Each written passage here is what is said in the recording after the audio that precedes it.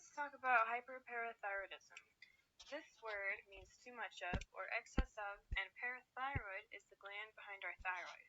So hyperparathyroidism is an excess production of parathyroid hormone produced by a parathyroid gland. So what is the epidemiology of hyperparathyroidism? It's the third most common endocrine disorder, but still really rare, only 1 in 100,000 people, and it's more common in women, 2 to 3 times more likely, especially over the age of 55 or after menopause.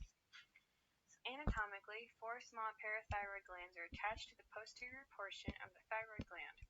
In normal physiology, parathyroid gland cells work to regulate blood calcium levels by releasing parathyroid hormone when low blood calcium levels are detected. Osteoclasts in the bone respond to parathyroid hormone by breaking down the bone, therefore releasing more calcium in the blood. Kidneys respond to parathyroid hormone by increasing calcium ion resorption. This all helps with proper muscle and neural functioning and blood clotting. So there are 2 types of hyperparathyroidism, primary and secondary.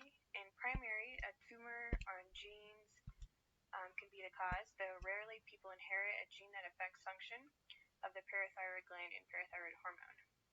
In this case, we see high calcium levels.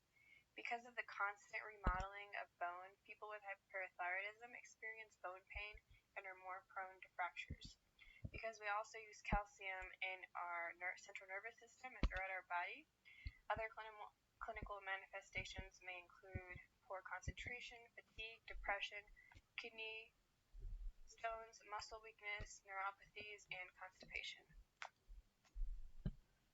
In secondary hyperparathyroidism, there is too much PTH secondary to a condition someone is already experiencing. It is the overcompensation of the parathyroid gland to levels of low calcium. Secondary hyperparathyroidism can be caused by renal failure, decreased vitamin D, since vitamin D helps absorb calcium from food, or just decreased calcium from the diet. While the body may be able to compensate for low calcium levels, it's not healthy that this calcium is all coming from our bones. To diagnose this, we need blood testing that will show elevated parathyroid hormone with possible high calcium levels, as well as an ultrasound of the parathyroid glands. Now, prognosis.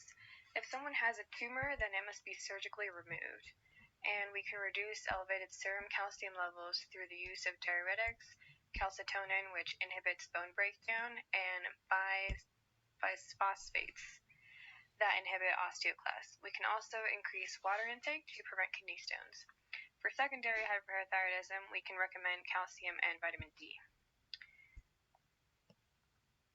If untreated, hyperparathyroidism can reduce someone's lifespan by 5 to 6 years.